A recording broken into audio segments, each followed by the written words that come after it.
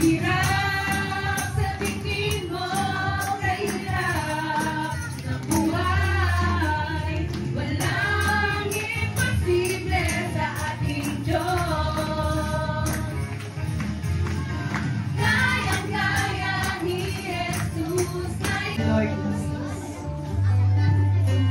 Ulitin ko man lahat ng awit sa mundo, di kayang ilarawan ang kadakilaan mo.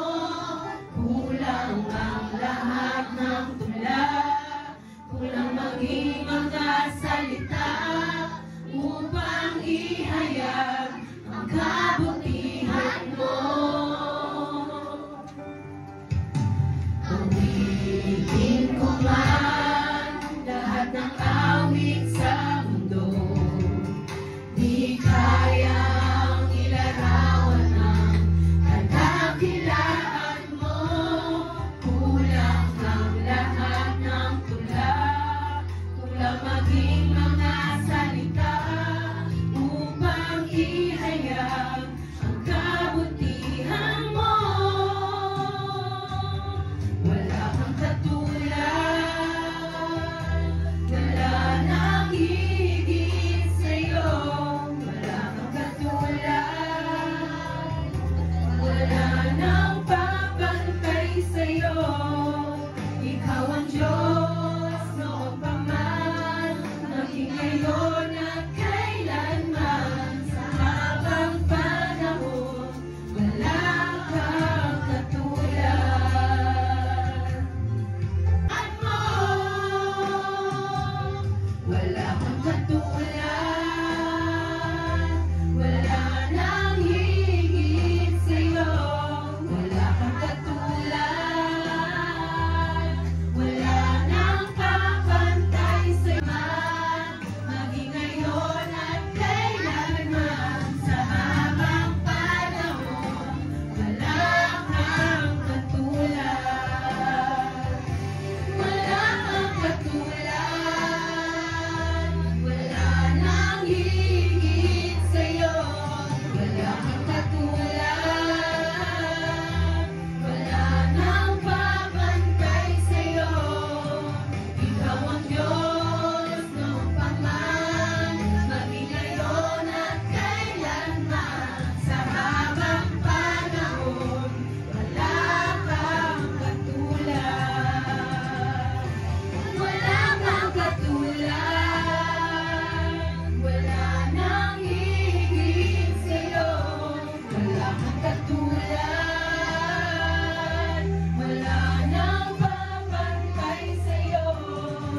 Ikaw ang Diyos noon pa man, maging ngayon at kailanman. Sa habang panahon, wala kang katulad. Sa habang panahon, wala kang katulad.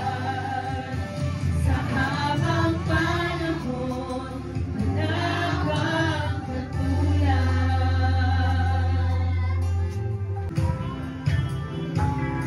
Higit sa aking karanasan,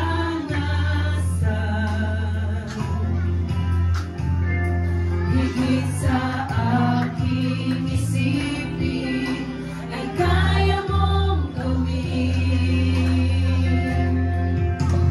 Bawat araw ko ay hawak mo, di mangangamba sa piling mo. Walang mahirap sa'yo, walang mahirap sa'yo. Ikaw ang Panginoon na makapangyarihan, walang mahirap sa'yo.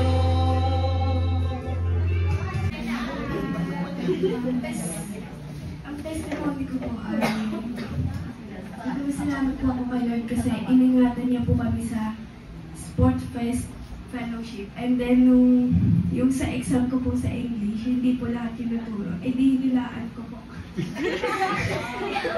ABCD.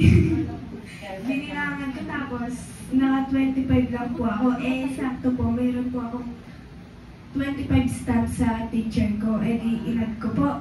25 plus 25, 50. Buti, perfect. Tapos, ano din po. Nung Wednesday po is, late po kasi ako nagising, 6 na, hindi pa rin po ako nakakaalis sa bahay. Eh, ako po naghahawak ng susi ng room. Tapos, nakalimutan ko po dalhin, na-realize ko lang po nung nakadaan po ako sa water, hindi ko na po Tapos sabi ko, Lord, di ka na bahala, sana hindi magaling classmate ko. Tapos, nagulat po ako nung pagdating ko, bukas po yung room ng section 8, tsaka ng section namin. Sabi ko, sino nagbukas ng room? Sabi ng mga classmate ko, may isa daw na lalaki, bigla na lang daw binuksan yung room. Sabi ko, hey, thank you Lord, di ako papagalitan ng mga classmate ko. Eh, mga classmate ko po kasi sobrang maarte, gano'n. Ayun lang po. Yan, praise God. Meron na talaga, confident. Diba? Ay, iri pa yata eh. Yan. Meron pa ba? Ayan, hindi kami ka Rebecca.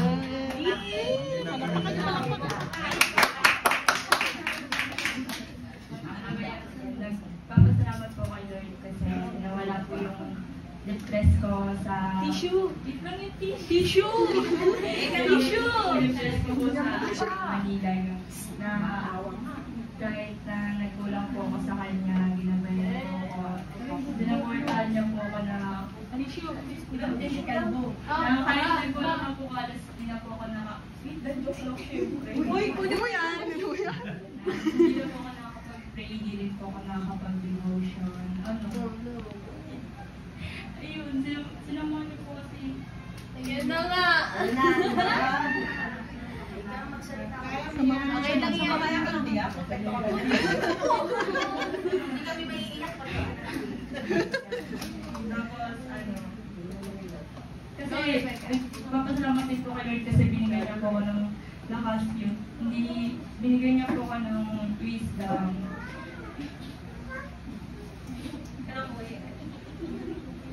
Binigay niya po ako ng wisdom. Tinulungan niya po ako na nalabanan yung mga pinagdadaanan ko sa mama ko.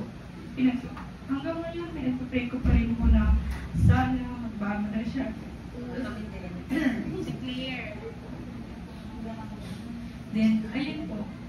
Thank you Lord kasi nandyan ka palagi. Hindi mo ako pinapabayaan. Salamat din kasi siya yung dahilan kung bakit nandito ako ngayon. Na gumawa po talaga ng paraan yung kita ko para po makasama po ako sa sport fest. Thank you rin po kay Ate Tere kasi pinaalam niya rin po ako sa tita ko yun. Yan, sana po hinihingi ko rin po yung mga prayer niyo na ipag-pray po natin yung mga ko na bago po yung pakikitungo niya po sa amin. Kay Lord po ako.